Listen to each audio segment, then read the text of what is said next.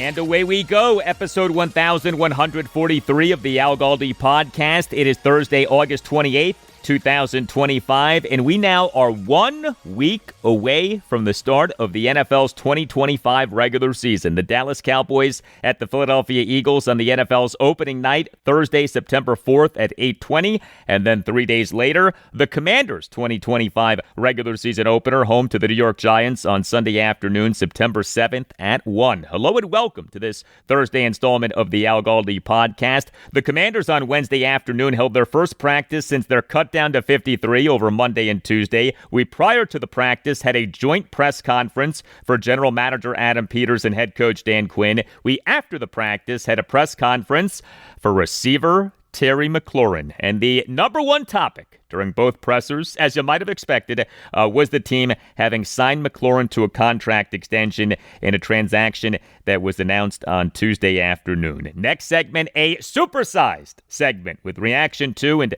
analysis of the best of what was said by Peters and McLaurin regarding the contract extension saga, including a notable item from Peters on the involvement of managing partner Josh Harris. And I will discuss what came out on Wednesday morning via various reports, the details, the specifics of the contract extension. The real numbers are in, and they tell quite a different story than what was initially told. The following segment, conversation about the state of the Commanders roster off comments from Adam Peters and Dan Quinn. Peters said, quote, "We feel on paper this team is stronger than we had it last year," end quote. And also on the show, I'll talk Nationals and Orioles. The Nats, they now have lost 5 consecutive games, an 11-2 loss at the New York Yankees on Wednesday afternoon to complete a 3-game sweep. This was a game in which the Nats allowed 9 runs in the bottom of the third, during which Nats pitchers totaled a whopping 77 pitches. This was a game in which the Nats got out-homered 6-1, concluding a series in which the Nats got out-homered 10-2. The O's, they now have lost 3 consecutive games. The O's blew a 2-1 ninth-inning lead in a 3-2 loss to the Boston Red Sox at Oriole Park at Camden Yards on Wednesday evening. You can hit me up on X at Al Galdi. You can email me, the Al Galdi podcast at yahoo.com. Email from Redskins fan on the Commanders signing Terry McLaurin to a contract extension and on them trading running back Brian Robinson Jr., writes Redskins fan. "Hey Al, I'm excited to see Terry sign his deal. I'm glad to see him still on my team. I'm hoping for much success for him and the team, but I still think the GM is a clown. He made this offseason about him, signed all his former little friends and gave them paydays, then shelled out peanuts for Terry. The moves that the GM has made have not been wowing. I know people will say, what about Tunsil, Lattimore, and Debo? They are good players, but there were other players available who would not have cost draft picks. Also, we are going to have to sign these guys to contracts, and at least 2 of these guys are not the type of players who are going to just accept what they are offered." But not going to go any deeper into what could be or second guessing, just going to let this play out and try to enjoy my team. Hopefully the circus is over. I'll listen to your podcast for a response. I know your stance on some of these things. I'll be listening either way. Also, sending B-Rob a thank you for all of his hard work. He did not receive the proper appreciation for playing hurt and dealing with bad coaching and bad O-lines. I appreciate him working hard and being dependable. Now he's going to get a shot at being utilized in the right way and be set up for success. Happy birthday to your little ones. Thank you very much for that, Redskins fan. Redskins fan, not a fan of Adam Peters.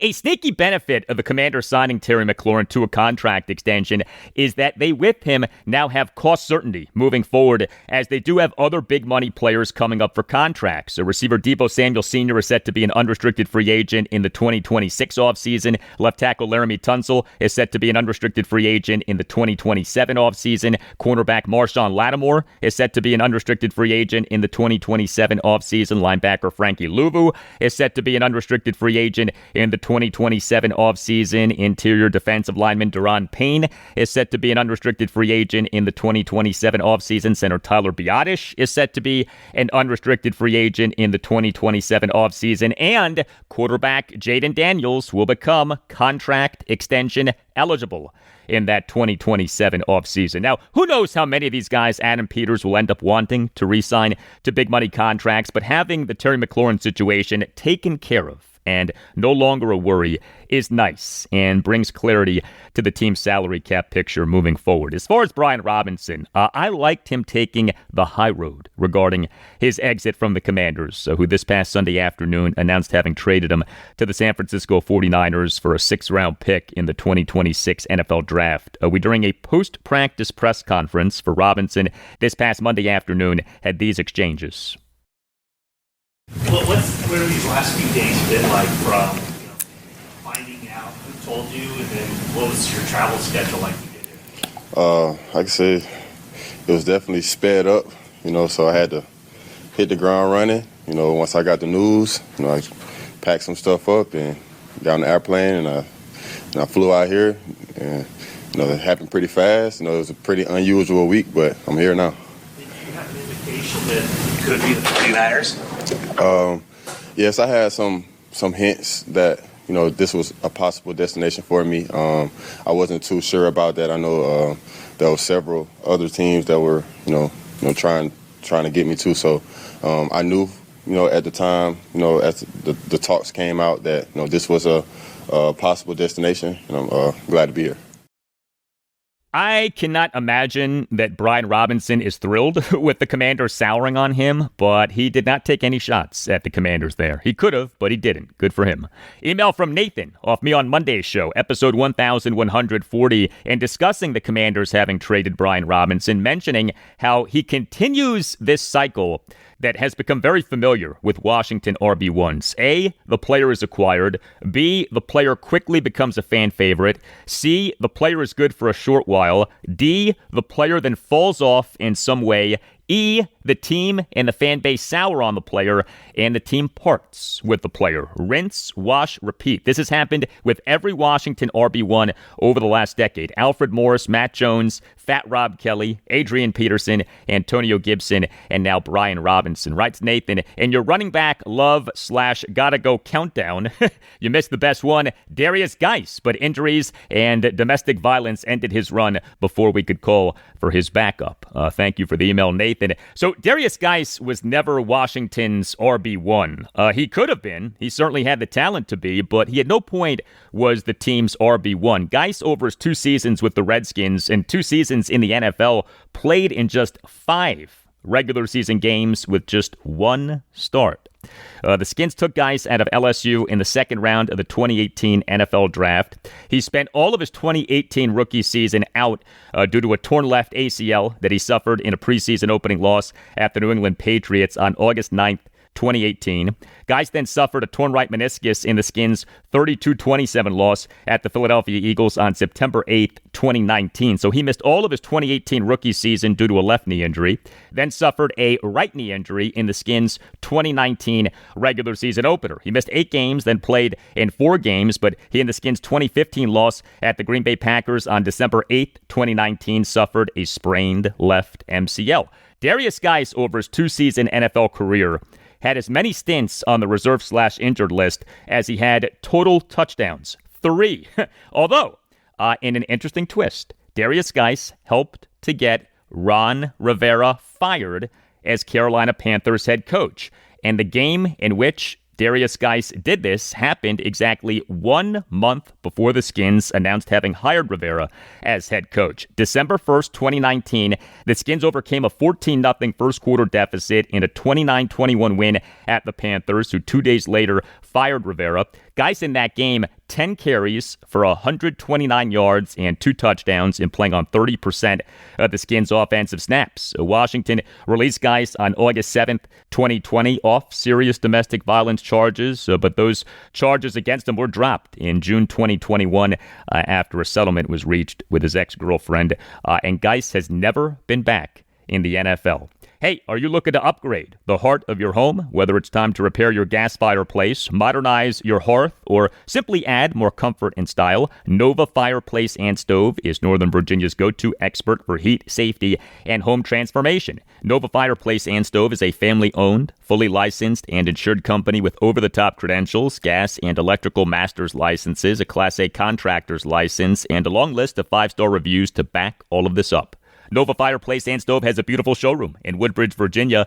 That's where your dream fireplace begins. Come in and see Nova Fireplace and Stove's stunning displays, including custom fireplace glass doors and stone refacing options that can completely transform the look of your fireplace. From sleek and modern to rustic and cozy, Nova Fireplace and Stove has something for every style. And here's what else Nova Fireplace and Stove offers: gas fireplace service and repair, chimney cleaning and brickwork repair, generator installation, panel replacements and water heater repairs, smoke detectors, security lights, and more. Every job includes a free in-home estimate. And for listeners of the Al Galdi podcast, Nova Fireplace and Stove is offering $25 off any service. Just mention this ad. Nova Fireplace and Stove only works in Northern Virginia and thus knows the homes, the codes, and the people. Your satisfaction is 100% guaranteed because Nova Fireplace and Stove takes pride in every flame that is lit and in every customer who is served. So stop by the showroom, see what's possible, and let Nova Fireplace and Stove help you bring warmth, safety, and style to your space. You can also visit NovaFireplaceandStove.com. Nova Fireplace and Stove, where comfort meets craftsmanship, and your fireplace becomes the heart of your home.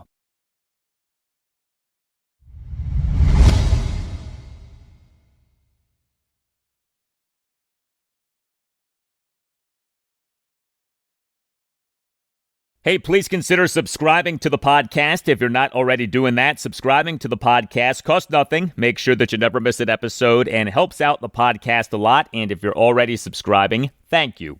I am not a fan of telling other fans how to be fans, including telling other fans what they should and should not care about. This is sports. This is fun. This is enjoyment. You should care about whatever you want to care about. And specific to the Redskins/Washington football team/Commanders, I really don't like telling other fans how to be fans, and especially resent when fans of the team do tell other fans of the team how to be fans. We as fans of this team went through so much drama and chaos and dysfunction from 1993 through 2023. Let people be fans of the team however they want to be fans of the team. And so when it comes to the contract extension for Commanders receiver Terry McLaurin, if you are a Commanders fan who doesn't care about the details of the extension, fine, no problem. I get where you're coming from. A lengthy and uncomfortable saga is over. That's what matters most, that the saga is over. But personally, I do care about the details of the contract extension, and I know that a lot of you listening care about the details of the contract extension. And of course, Commanders General Manager Adam Peters cares about the details of the contract extension. We spent weeks discussing this saga, including who was asking for what. It's interesting and notable, at least to me, what the result of the negotiations ended up being. Also, the NFL is a salary cap league, so contract details especially matter. And Terry McLaurin himself made the details of the contract extension a big deal when he, in a 32-plus minute session with reporters on July 15th, sounded off on his frustration with the team in the contract extension negotiations, including calling what the team was offering him, quote, disrespectful, end quote. The news of the Commanders and Terry McLaurin having agreed on a contract extension broke this past Monday morning. The initial reporting on the terms of the extension was confusing. We saw 3 years, $96 million. We saw 3 years worth over $96 million. We saw 3 years worth up to $96 million. Big difference between all three of those terms, to say nothing of the so little that was reported on the most important detail of the contract extension, the money fully guaranteed at signing. There was reporting that McLaurin got a $30 million bonus. And so when it came to the celebration by some on Monday of Terry McLaurin and his agent Buddy Baker having won the contract extension, my take was, hey, you might want to slow down. Maybe those guys did win the contract extension, but until we get the specifics of the contract extension, we can't say who won. The initial reporting on the extension was based on information that was leaked by Buddy Baker, who, of course, is incentivized to make the extension look as good for McLaurin as possible.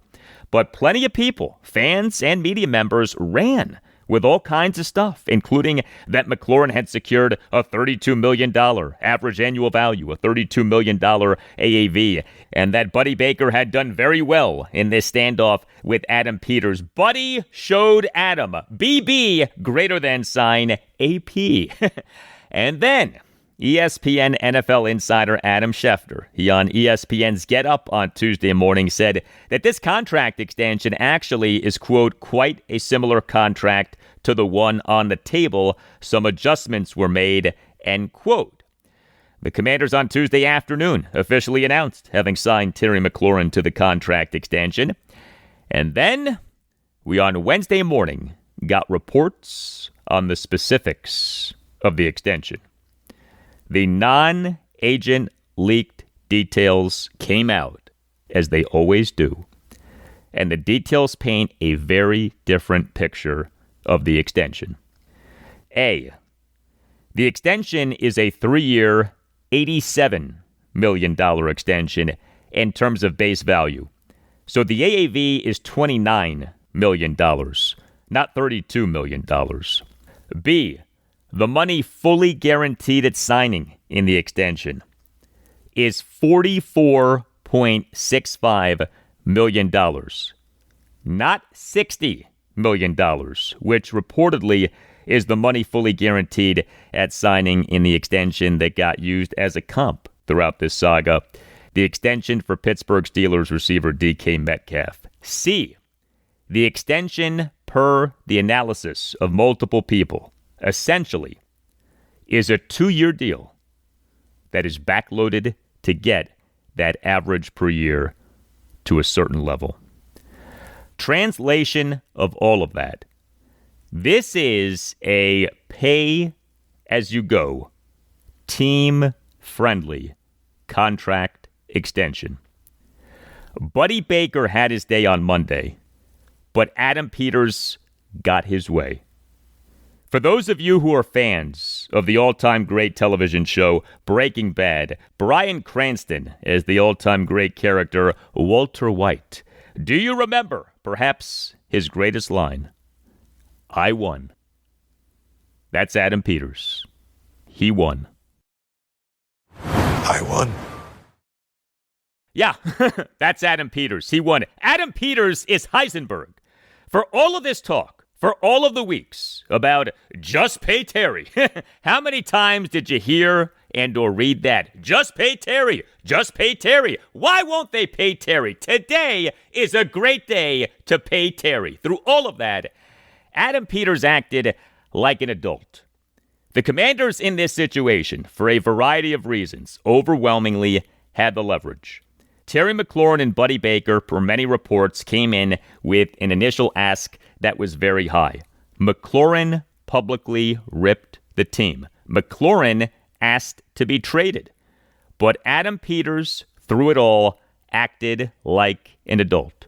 He said nothing of note publicly. He behaved like a GM should. He exercised the leverage. And ultimately, Peters got a pay-as-you-go, team-friendly contract extension with the team's number one receiver, a man who is one of the best receivers in the NFL, who is one of the best receivers in franchise history. That is a win for Adam Peters. I won.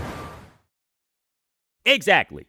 Now, it's not like Terry McLaurin comes out of this as some loser, okay? He is fully guaranteed $44.65 million, and he's likely to make a lot more than that because the extension reportedly has some very achievable incentives. McLaurin profiles as a receiver who will age well. I very much believe that. And so even though the 2025 season is his age 30 season, he could make the majority of the money available in this extension. I would not be stunned by that. But the point is that the Commanders are not locked into that. If Terry McLaurin ages well, the team pays him. If Terry McLaurin doesn't age well, the team is not locked into some onerous contract. Ergo, this is a pay-as-you-go contract extension. This is a win for the team, This is a win for Adam Peters. It's nice to have an adult in charge. I won. Exactly. I threw out this Terry McLaurin saga had two main points. Number one, the Commanders overwhelmingly had the leverage, and so if a contract extension / new contract did get done, it was going to get done on the team's terms. Number two, I was not at all mad at Terry McLaurin for any of his tactics. The holdout, the hold-in, the request to be traded. Did I love all of that? No, but I understood all of that. The truth is that it is very rare for an NFL team not to have the leverage in a contract dispute with a player. McLaurin and Buddy Baker did what they could to create some kind of advantage. I don't know that the tactics accomplished that much, but I'm not mad at McLaurin, and I'm not mad at Baker. This whole ordeal always was business. Nothing personal, strictly business. And did you see what the Commanders on Tuesday evening posted on X? The Commanders on Tuesday evening on X posted a photo of Adam Peters and Terry McLaurin hugging each other at the team facility. How great was that photo? What a nice photo. Like two UFC warriors at the end of a big fight hugging it out in a show of respect. Such a good photo. Adam Peters and Commanders head coach Dan Quinn, they did a joint pre-practice press conference on Wednesday afternoon. The original idea with the presser was for it to be about the cut down to 53 and the construction of the practice squad, but the presser became a presser about the Terry McLaurin contract extension. This was Peters during his opening statement of the presser. Really thrilled to have that done and have him back out on the field, and as well, really want to thank Terry. And it wasn't always easy, but we had a lot of talks along the way. He came to my office a bunch and really had a lot of cool conversations, and just want to thank him for his professionalism throughout the whole negotiation, and really pumped to be moving forward with him for a long time now. So with that, also wanted to thank the folks in our building, Brandon Sosna and Rob Rogers, who worked tirelessly on this deal, and they've been awesome really throughout their time here with me, and just can't say enough great things about them. They're really a great team, and did a great job on this. And then thank our owner, Josh Harris, for his support and his money. And but no, honestly though, he's been so supportive throughout everything, for whatever we've done, from this building and our team, and just anything we've needed, especially when it comes to our players. So it's fantastic to have an owner like that has our back and really shows support in so many different ways. Adam Peters on the contract extension saga with Terry McLaurin, quote, "It wasn't always easy," end quote. And we heard Peters thank Senior Vice President of Football Operations Brandon Sosna, Vice President of Football Administration Rob Rogers, and yes, Managing Partner Josh Harris. These contract extension negotiations between the team and Terry McLaurin went on for a while and included some contentious occurrences, no doubt, including that 32-plus minute session with reporters on July 15th. We on Wednesday afternoon had this exchange between Mitch Tischler of Monumental Sports Network and Adam Peters. I know you guys were in touch with Terry along the way, but separating kind of the emotional and the business side of things, what was your reaction when you kind of heard him talking at Eastern Motors, kind of the preseason availability that he did? What was your reaction to hearing that? I didn't really watch that, to be honest with you. But I mean, I heard that he was frustrated, and I wanted to, I heard that loud and clear just by the reaction and everything. So, it was like, okay, let's make sure we fix this and make sure we get this thing right. And it shows you how much he cared. How much he cared about this team, how much he cared about being here. And so I think in its own way, I'm sure that helped us get this thing across the finish line. Yeah. So how about that? Adam Peters saying that he never actually watched the Terry McLaurin 32-plus minute session with reporters on July 15th. But that answer from Peters speaks to him being an adult throughout all of this. Terry McLaurin at one point requested to be traded. He himself did a post-practice press conference on Wednesday evening and was very open about his feelings and thoughts throughout this process. Take a listen to this exchange between Commanders insider John Keim of ESPN and McLaurin. Hey, Terry, first, congratulations. Thank you. Was there a point, what was the low point, and was there a point where you thought maybe it's not going to happen? Yeah. I mean, obviously, when you get to a point where you're here for a little over, I kind of lost track of the days, but you're here for a little while and you're not out on the practice field, and, things may not progress what you would like for them to progress. And again, like, I don't think everybody's situation is unique and different. So I never tried to look at this person's situation as like, this is how I handle it. I just tried to stay true to myself, but also have the open conversations that were afforded to me, both with my agent Buddy. Buddy was having great conversations with Adam. Adam gave me the opportunity to have multiple conversations with him, DQ as well. So it was just a matter of getting on the same page. I appreciate them hearing me out and being able to express what my worth is and what I bring to this to the table on the field and off the field as a teammate and all those things. And in the end, they feel the exact same way. And so to be in a position where you feel like you can advocate for yourself, be educated throughout this process was something that I took day by day to try to help get to this result. So there was definitely some unknowns. Obviously, the trade request was, something that I did, and, full transparency, I told the front office this as well. Like, that wasn't something that I was doing for just like a leverage point or just to do it or let me call some hoopla. Like, I try to be as intentional as possible. Am I perfect? No, I'm not.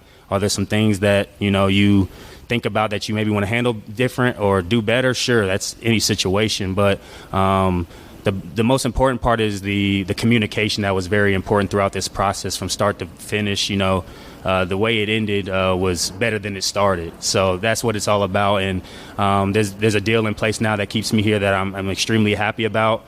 The front office and the coaching staff is extremely happy about. My teammates are happy about. This fan base is happy about. So that's a win-win when you look at a deal, to be honest. So everybody wins, in my opinion. And, I'm just really looking forward to continue to build my career here and hopefully leave a lasting legacy as a player, but as a teammate, as a person, and have a chance to win championships and just continue to pour into this community and this fan base, because I do love this place with all my heart, but there's also a business component, and I can never lose sight of that. But there was a lot of things that also allowed me to keep perspective, and like I said, my teammates were great with that, my wife, my family, my friends. So you got to try to keep perspective in some of these tough situations. And so yeah, there were some times where I was like, I don't know, you know what I mean? But I was never going to jump to one extreme to the other. It wasn't like, I'm gonna be here or I'm not. Like, I just really prayed every single day that the Lord ordained my steps and continue to speak to me, and I knew I would end up where I was supposed to be. So I'm definitely here and I'm happy about it. All right, that was a 3+ minute answer from Terry McLaurin. He likes to talk, but you can tell by what he says when he talks that he puts a lot of thought into what he says. He comes off as someone who is smart and thoughtful and introspective. He maybe is someone who actually thinks too much, but it's hard not to respect the way that Terry McLaurin is. We on Wednesday afternoon had this exchange between Commanders insider Nikki Zavala of The Athletic and Adam Peters. Did it surprise you at all that negotiations dragged on as long as they did? And how do you handle it when things do seem to get personal for players? Yeah, I mean, obviously we didn't want it to go this long, but that wasn't super surprising, understanding, that we had a little ways to go in terms of finding middle ground. But, I think, it took how long it took, so as long as we got to where we got, we're happy. And then, you never want to take their personal feelings out of everything. And, luckily for us, we didn't have any ill personal feelings for Terry or Buddy or anybody in the whole negotiation. So that wasn't an issue. It was just, maybe just your feelings about, where you want to be at the end compared to where they want to be. But in terms of how all that went, I know there were some tough times, in terms of, maybe some things stalled a little bit, but in the end, you always just, understand, like, shoot, you see it all the time, like everything he did for this team and everything he's done for this team and everything he did last year on the field, and then everything he's done in this community. You keep those things in perspective, and that's why we wanted to do this in the beginning. So I made it pretty easy. All right. How concerned was Adam Peters that an extension might not get done? We on Wednesday afternoon had this exchange between John Keim and Adam Peters, and then you'll hear an exchange between Keim and Dan Quinn. What was the level of concern that something would get done in time before the season? I think you always like, at least for me, I think about this could get done tomorrow, or this could not get done and linger into the season. But I think throughout the conversations that we had with Terry's agent, Buddy Baker, and then the conversations that I had with Terry, as we got closer and closer, there's a lot more optimism, at least within myself. And it's just, you don't want to get too optimistic or pessimistic, but as we got closer, it started feeling pretty good. I guess, Dan, for you, how important is it to get him back on the field now? Is this enough time to get him ready where you need him to be for the opener? Yeah, absolutely it is, and it's awesome. I love coaching him. He is a rare competitor, so he'll be out on the field today with his teammates, along with Noah Brown and some others that are on the way back. So that's an important time, John, even though it's not technically game week, just to get some reps together. It's a big deal for us, and, we're really pumped about it. Yeah, it was awesome having Terry McLaurin and receiver Noah Brown practicing on Wednesday afternoon. Brown has missed a lot of practice time due to injury. What about the McLaurin injury, the McLaurin ankle injury? We on Wednesday evening had this exchange between Commanders insider Ben Standig and McLaurin. Terry, can you explain what's going on with your ankle? I'll just keep that between me and the front office and the training staff. But I will say, they did a great job of taking care of me, making sure I was right, being back on this field with this ramp-up process. And, I'm just going to continue to build from there, and just happy to be back on the grass. So it was a great ramp-up process for me to be back out here. I feel great when I'm running out there. And so the strength staff, the training staff, and, DQ and everybody was supportive of me and allowing me to get back, to this level where I'm able to hit the ground running. That's what it's all about. Well, the Commanders' 2025 regular season opener is a week from this Sunday. Commanders versus the New York Giants at Northwest Stadium on Sunday afternoon, September 7th at 1.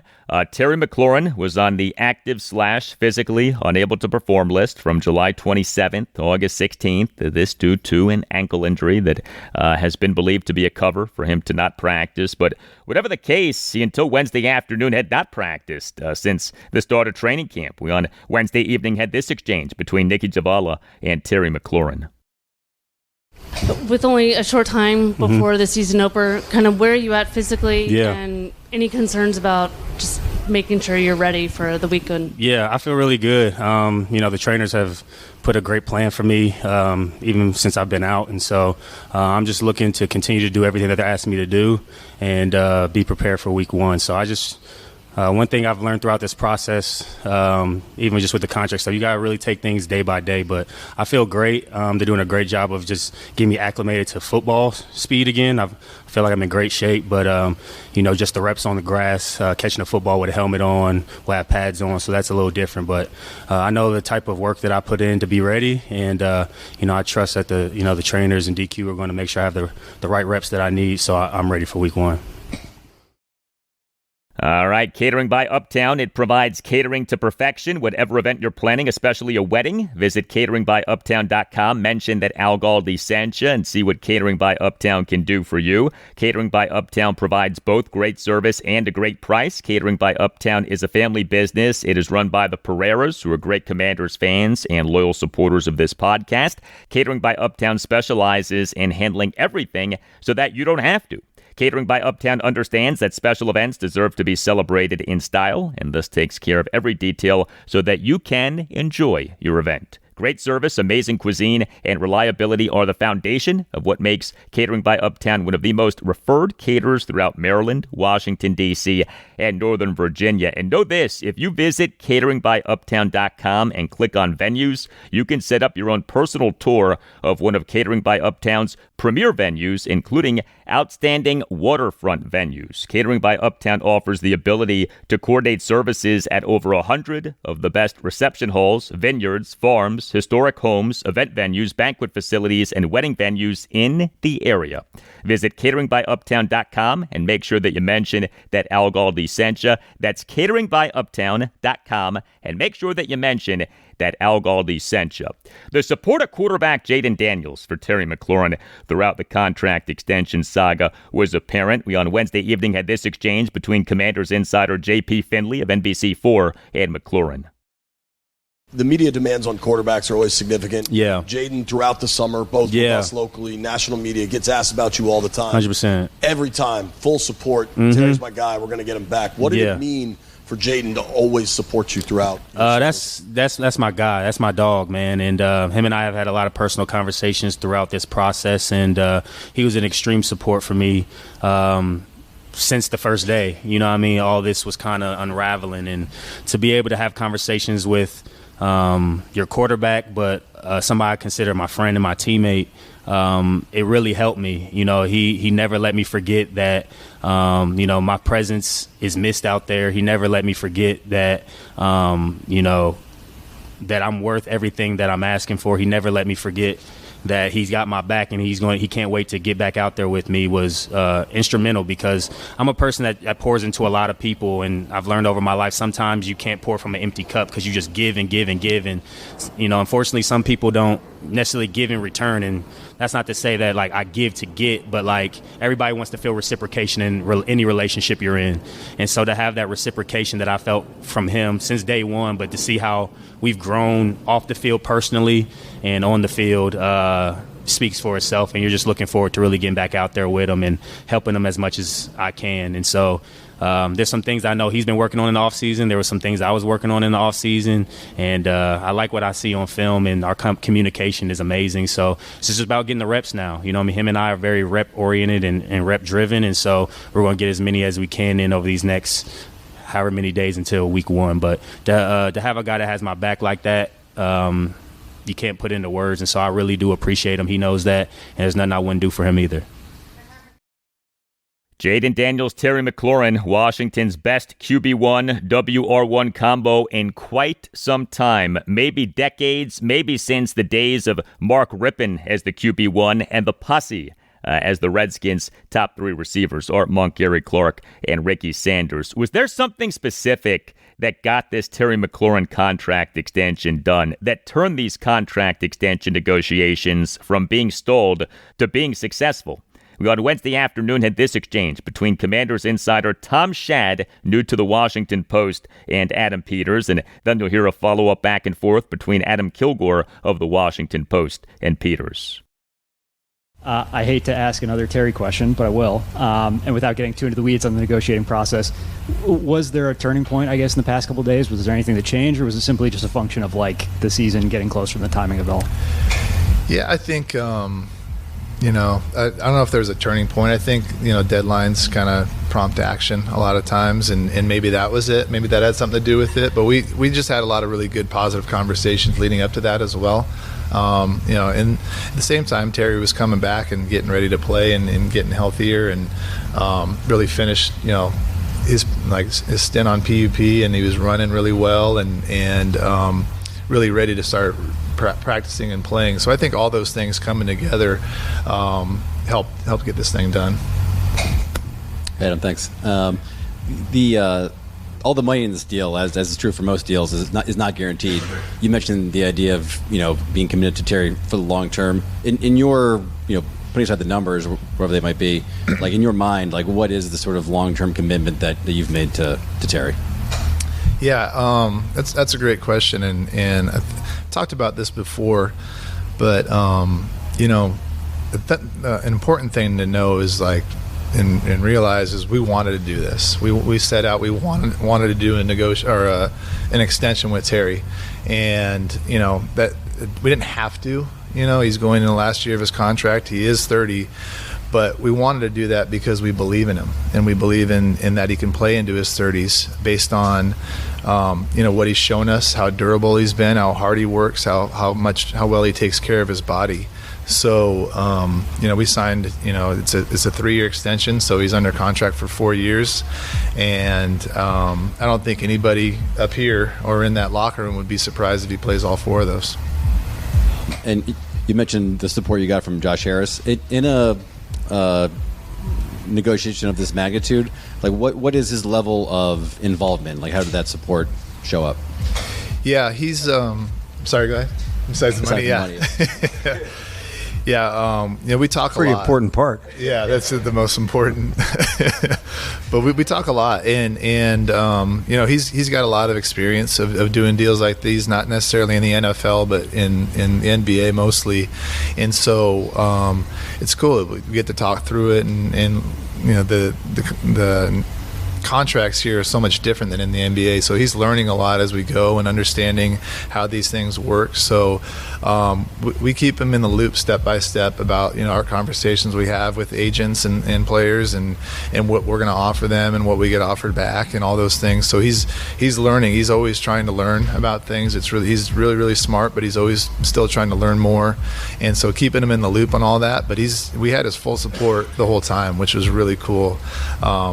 Even though he wants to know what's going on, he's backed us the whole way, and he in the end he leaves every decision up to us, which is really cool. Very good to hear that. Adam Peters on the involvement of Josh Harris, quote, "In the end, he leaves every decision up to us," end quote. That is how an NFL owner should be. Leave the football decisions to the football people. Sounds so simple, right? And yet we, for decades, with the team's previous lead owner, a man named Dan Snyder, did not have that. Also interesting from Adam Peters there was him bringing up what I said many times, the Commanders did not have to sign Terry McLaurin to a contract extension. No, they did not. Peters also brought up McLaurin's age, but essentially said something else that I've said, that McLaurin is a receiver who can/should age well. We on Wednesday evening had this exchange between David Aldridge of The Athletic and Terry McLaurin. What did you think when there seemed to be a constant reference to your age and how old you were? You can't do anything about how old you were. So what did you think when you kept hearing, but he's going to be 30, so therefore we can't pay him what other people get paid? Sure. I mean, obviously there's there's analytics, there's stats, there's history that can point to try to give people an idea of this trend or what, 30-year-old receivers, how they progress at that stage of their careers. And, fortunately enough for me, I'm only going in my 7th season. Multiple guys are maybe in that situation. They're in years 9, 10, 11 maybe.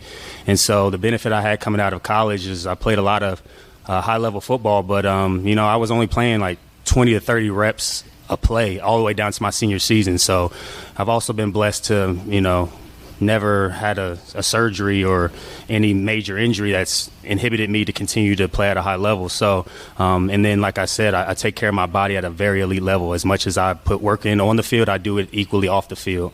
And so, obviously the data is the data, but I think certain people, there's, outliers. There's people who may not necessarily fit in that set of data, and only time will tell. But I feel like where things are trending and my ability just last year, just in January, I ran like a 60-yard screen for a touchdown, and my speed hasn't diminished at all. My toughness is there. If anything, my savviness of playing receiver has grown throughout the experience of just being in the NFL. So I see the game a lot differently than I was when I was 24, and so that allows me to be a step ahead mentally, and then physically I still play at a high level. So I have no concerns at all physically that I'll be able to continue to play at an extremely high level and continue to reach new heights, and it's just about taking it day by day. But the confidence is there, my mindset is there, and I have the support in this building to help me get to those goals.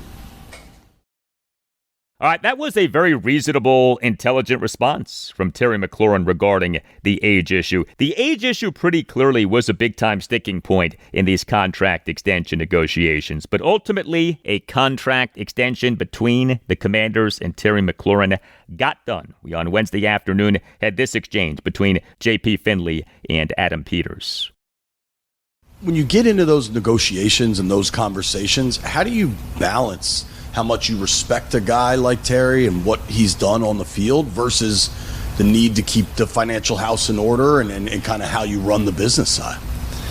Yeah, it's a balance, right? Where you got to do what's best for the team, but also reward somebody for being a great player. And so, you set some parameters for what you think that is. But our team did an incredible job of trying to figure out what the right number was. And I think as long as you come and you're respectful throughout the process, and you understand, you're probably going to give in a little bit more, really both sides giving in a little bit more than you want, coming to a place where it's maybe slightly uncomfortable with both sides, and you really just never lose respect or lose perspective of, what this person means to our locker room, to our team, and to this community. All right. Hey, football season is underway. Labor Day weekend is this weekend. Fall grilling season is coming. Now is a great time to get yourself or someone who you care about Omaha Steaks. And here's a great deal for listeners of the Al Galdi podcast. Visit omahasteaks.com for 50% off site-wide during Omaha Steaks' Labor Day sale. And for an extra $35 off, use the promo code ALGALDI at checkout. I cannot say enough good things about Omaha Steaks. The food is delicious. Our family loves, yes, the steaks, but also the chicken, the hamburgers, the hot dogs. My 8-year-old son cannot get enough of Omaha Steaks' hot dogs. My wife loves Omaha Steaks' caramel apple tartlets. Omaha Steaks offers unrivaled quality and variety. Every bite is backed by a 100% guarantee. Every steak is perfectly aged to maximize tenderness, and every steak is hand-cut by Masters Butchers in America's heartland. Omaha Steaks is a family-owned company that has been America's original butcher since 1917. Treat yourself and your family or someone who you care about to Omaha Steaks and take advantage of the great deal for listeners of the Al Galdi podcast. Visit omahasteaks.com for 50% off site-wide during Omaha Steaks' Labor Day sale. And for an extra $35 off, use the promo code ALGALDI at checkout. That's 50% off at omahasteaks.com and an extra $35 off with the promo code ALGALDI at checkout. See site for details. Football season is here, and the best daily fantasy is on Prize Picks, which is offering free cash to listeners of the Al Galdi podcast. Download the Prize Picks app and use the promo code GALDI, my last name, GALDI. You do that, you get $50 in lineups after you play your first $5 lineup. $50 in lineups when you play just $5. Wherever you are in the DMV, Prize Picks has something for you. Prize Picks Streak is available in Maryland. Prize Picks Pick'em is available in Virginia, and the Prize Picks Real Money Game is available in Washington, D.C. Prize Picks makes daily fantasy simple and fun. It's based on picking more or less on the day's top player projections. You choose from dozens of player projections. Prize Picks is outstanding for both pro and college football. This weekend, Labor Day weekend, have season openers for all 7 of the FBS teams of the Mid-Atlantic region: Maryland, Navy, Virginia Tech, Virginia, James Madison, Old Dominion, and Liberty, to say nothing of so many other teams in action. Prize Picks is awesome. I've used it. It's a ton of fun. It is easy to use. Make your picks in less than 60 seconds and turn your opinions into real money. Prize Picks puts its members first, so all withdrawals are fast, safe, and secure. Prize Picks offers Venmo, Apple Pay, MasterCard, and more for quick and easy deposits into your account this football season. And take advantage of what Prize Picks is offering to listeners of the Al Galdi podcast. Download the Prize Picks app and use the promo code Galdi, my last name, Galdi. You do that, you get $50 in lineups after you play your first $5 lineup. Using that promo code helps out this podcast a lot and gets you free money. Prize Picks. Run your game.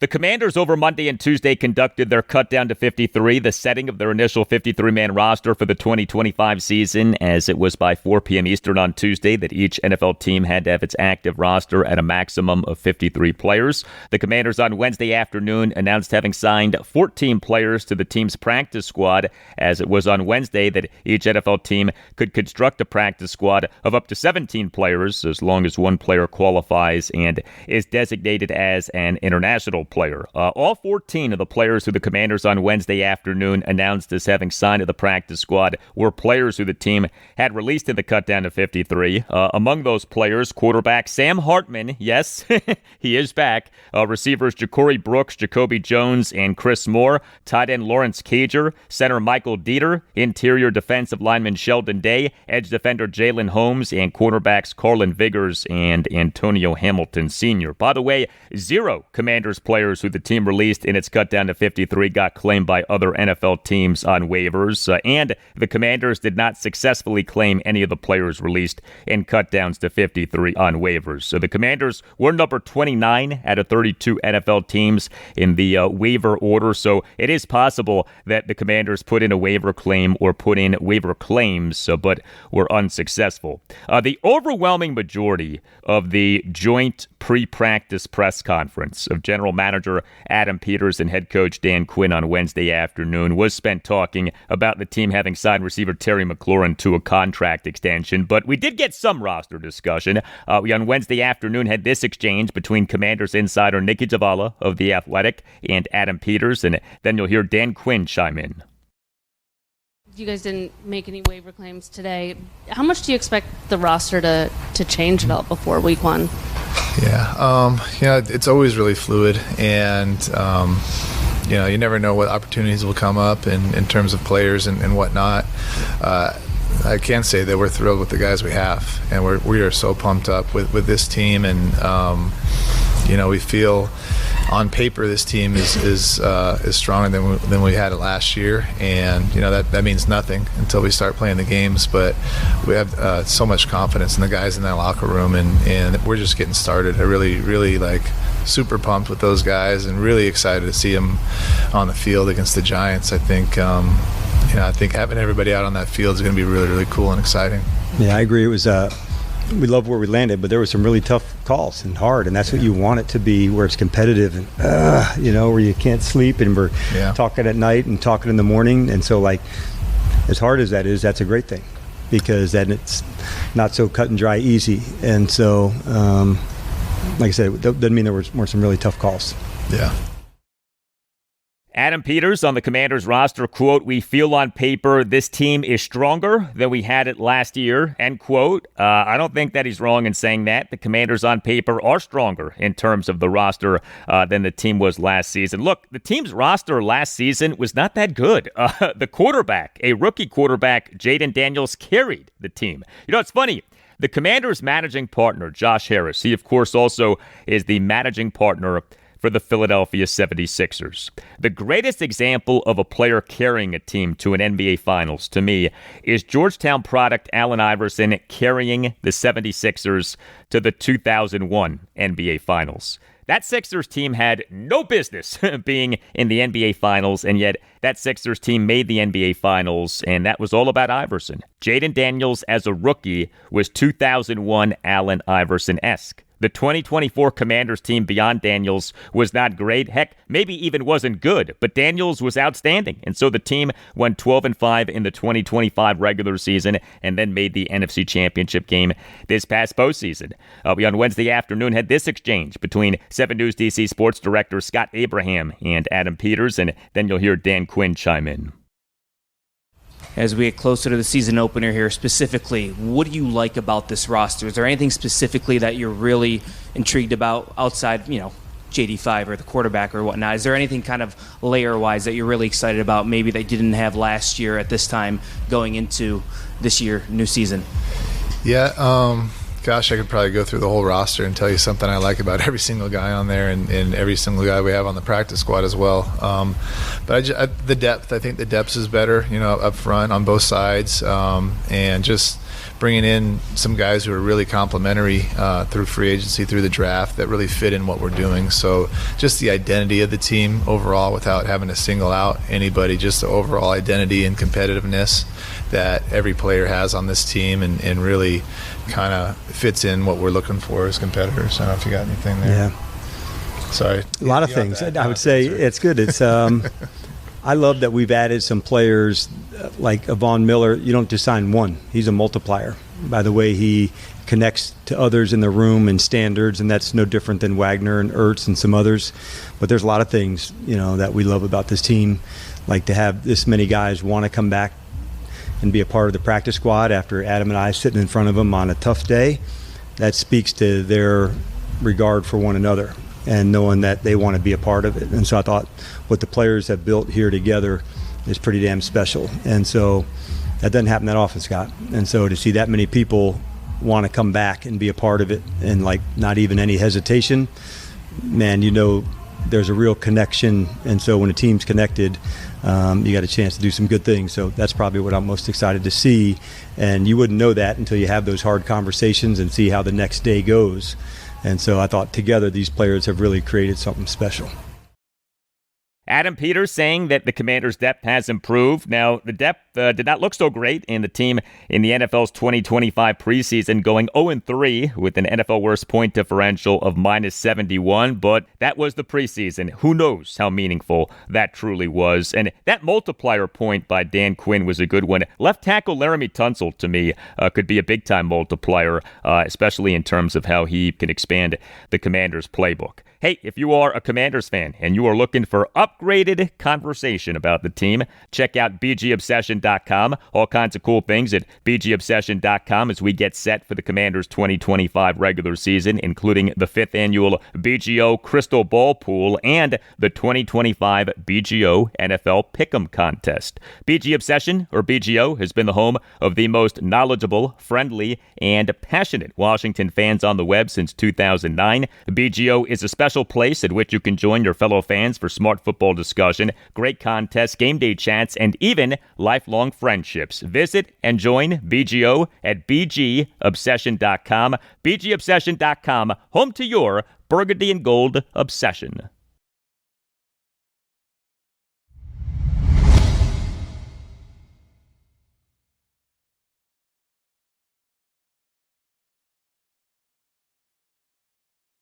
This episode of the podcast is for Thursday, August 28th, exactly 1 month until the final day of MLB's 2025 regular season, Sunday, September 28th. And if you're the Nationals, there's a strong case to be made that that day can't come soon enough. Wednesday afternoon, an 11-2 loss at the New York Yankees to complete a 3-game sweep. This was a game in which the Nats allowed 9 runs in the bottom of the third, during which Nats pitchers totaled a staggering 77 pitches.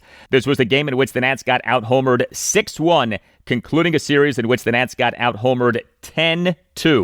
The Nats and Yankees, each team has played 133 games in MLB's 2025 regular season. The Nats have 126 home runs. The Yankees have an MLB best 225 home runs. The Yankees have 99 more home runs. than the Nats have.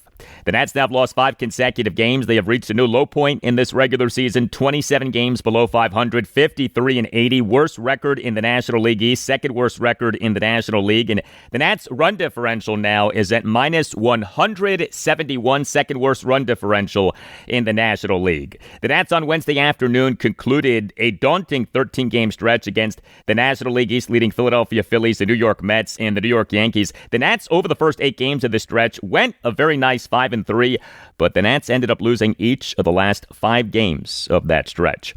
Each of the Nats' 3 best active starting pitchers started a game in this series at the Yankees, but each guy struggled, including Cade Cavalli on Wednesday afternoon. He allowed 8 runs, 7 earned in 2 1/3 innings. He gave up 8 hits, which were 4 home runs, a double, and 3 singles. He issued a walk and a hit by pitch. He recorded 4 strikeouts. He threw 76 pitches, 48 strikes, 28 balls. So Cavalli, in the bottom of the first, allowed a run, but he could have allowed a lot more. He gave up a leadoff home run by Trent Grisham to right field for a 1-0 Yankees lead, although right fielder Dylan Cruz nearly made an incredible leaping home run robbing catch. The homer per StatCast had a projected distance of just 334 feet. Cavalli then gave up 2 singles sandwiched around a hit by pitch to load the bases with no outs, but he then got 3 consecutive outs, including back-to-back swinging strikeouts of the Yankees' numbers 5 and 6 batters in Jazz Chisholm Jr. and Jason Dominguez. But Cavalli in the bottom of the 3rd allowed 7 runs, 6 earned, as he gave up 3 home runs, including a 1-out full count 3-run homer by Ryan McMahon to right field for an 8-0 Yankees lead. That homer went a projected 409 feet per StatCast. And Cavalli then got pulled from the game. Cade Cavalli came into the game having been quite good since the Nats on August 6th announced having recalled him from AAA Rochester. 4 starts, ERA at 2.82, whip of 1.34, 18 strikeouts versus 6 walks. But Cavalli on Wednesday afternoon got ripped. Now, a positive for the Nats in this 11-2 loss at the Yankees on Wednesday afternoon, at least somewhat, was the bullpen. 5 Nats relievers combined to allow 3 runs in 5 2/3 innings, but the last 4 of the relievers combined for 4 scoreless innings. Shinosuke Ogasawara allowed 3 runs in 1 2/3 innings. He gave up 2 home runs and 2 singles and issued 2 walks. He did record 3 strikeouts. PJ Poulin tossed the scoreless bottom of the 5th despite giving up a 1-out single and then issuing a 1-out walk. Jose A. Ferrer tossed a perfect bottom of the 6th. Connor Pilkington tossed a perfect bottom of the 7th. And Jackson Rutledge tossed a perfect bottom of the 8th with 2 strikeouts. But I mentioned Shinosuke Ogasawara, so he actually hit in this game. Drew Millis was the Nats starting catcher and number 7 batter. He went 0 for 1. He left the game after suffering a fracture and dislocation of his left second finger and getting called for catcher's interference during that Yankees 9-run 3rd. Riley Adams, who was serving as the Nats starting DH and number 3 batter, moved to being their catcher, but the Nats, in doing that, forfeited the DH for the rest of the game. Shinosuke Ogasawara struck out on 3 pitches, all called strikes for the 2nd out in the top of the 5th in a feeble plate appearance. But Nats interim manager Miguel Cairo replaced Ogasawara with reliever PJ Poulin to begin the bottom of the 5th. So Ogasawara batted in the top of the 5th, but then got replaced to begin the bottom of the 5th. Why the heck didn't Cairo pinch hit for Ogasawara? Made no sense. And the other question is Drew Millis now done for the season? It certainly would seem that he'll be out for a while with this fracture and dislocation of his left second finger. Millis had been hitting well. He, for this regular season at the major league level, 55 plate appearances, OPS of 807. As for the Nats offense overall, in this 11-2 loss at the Yankees on Wednesday afternoon, the Nats scored just 2 runs, totaled just 6 hits, worked just 2 walks, and went just 1 for 5 with runners in scoring position. The 6 hits were a home run, a double, and 4 singles. Yankee starting pitcher Max Fried, he allowed 1 run in 7 innings. So some offensive standouts for the Nats. James Wood is the Nats starting left fielder and number 1 batter, went 2 for 4 with a double and a single. C.J. Abrams as the Nats starting shortstop and number 2 batter, went 1 for 4 with an RBI single. Andres Chaparro as the Nats starting first baseman and number 6 batter, went 1 for 3 with a solo homer and a walk. But yeah, a brutal series for the Nats in a brutal season. We, during Miguel Cairo's postgame session with reporters on Wednesday afternoon, had this exchange. May I ask, have this team hit rock bottom, and what do you do to get out of it? Rock bottom. You know, we've been playing really good. Just because we lost against the Yankees, I don't mean that we hit rock bottom.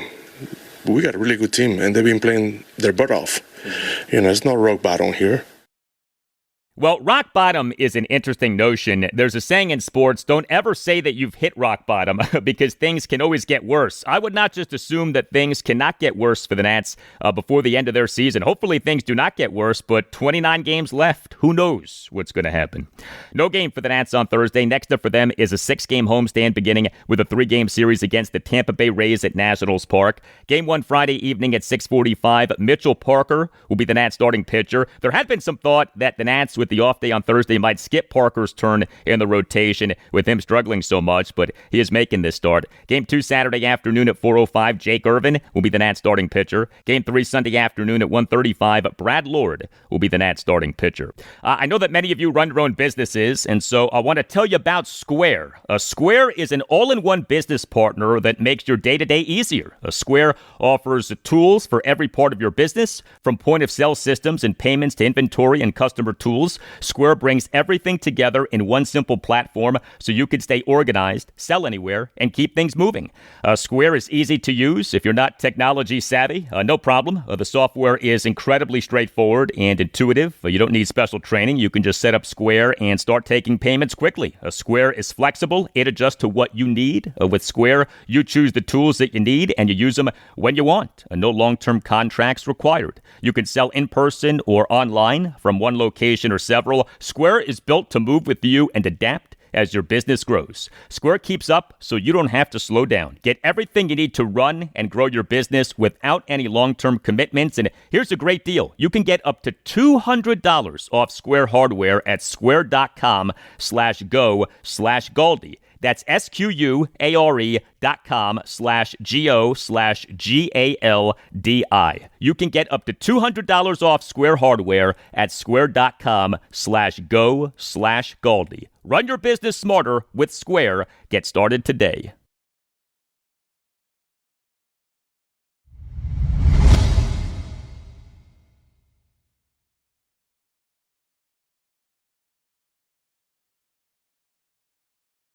Well, Orioles interim manager Tony Mansolino, during his pregame session with reporters on Wednesday afternoon, announced that the O's are going with a 6-man rotation for the rest of the season as starting pitcher Tyler Wells is about to be back. Wells has been on the 60-day injured list since March 27th, retroactive to March 24th. This due to right elbow UCL surgery that he underwent in June 2024. Will be interesting to see how the 6-man rotation does, but right now the O's are just 1-6 on an 8-game homestand. Wednesday evening, a 3-2 loss to the Boston Red Sox at Oriole Park at Camden Yards in Game 3 of a 4-game series. This was a game in which the O's blew a 2-1 ninth-inning lead. The O's in MLB's 2025 regular season now are 60-73, worst record in the American League East, tied for the second worst record in the American League. The O's over the first 3 games of this series have totaled just 5 runs. So the O's on Wednesday evening scored just 2 runs, totaled just 5 hits, worked just 1 walk, and went just 1 for 6 with runners in scoring position. The 5 hits were 3 doubles and 2 singles. Red Sox starting pitcher Brian Bayo, he allowed 2 runs, 1 earned in 6 2/3 innings with 6 strikeouts versus 1 walk. A bright spot was Dylan Beavers. He is the Orioles starting right fielder and number 8 batter, went 2 for 2 with an RBI double, a single, and a walk. Beavers is killing it. The O's on August 16th announced having selected the contract of Beavers from AAA Norfolk. He's so far at the major league level, 40 plate appearances, OPS of 1,038. The O's in this 3-2 loss to the Red Sox on Wednesday evening went with a bullpen game. The bullpen overall did well, but gave up a big home run. 3 Orioles relievers combined to allow 3 runs in 9 innings with 7 strikeouts versus 1 walk. Dietrich Enns was the Orioles opener. He allowed 1 run in 2 2/3 innings. Roansy Contreras tossed 4 1/3 scoreless innings. The O's on Wednesday afternoon announced having selected the contract of Contreras from AAA Norfolk and announced having option reliever Yaromil Geraldo to Norfolk on Tuesday night. And Keegan Aiken allowed 2 runs in 2 innings and suffering a blown save. He, in the top of the 9th, gave up a 2-run homer by Ceddanne Rafaela to left field. for a 3-2 Red Sox lead. But the Orioles offense is why they lost this game. Also, the O's on Wednesday afternoon announced having transferred starting pitcher Brandon Young to the 60-day injured list, so his season is done. The O's last Friday afternoon announced having put Young on the 15-day injured list, this due to a left hamstring strain. Game 4 for the O's against the Red Sox at Oriole Park at Camden Yards. Thursday afternoon at 1:05, Cade Povich will be the Orioles starting pitcher.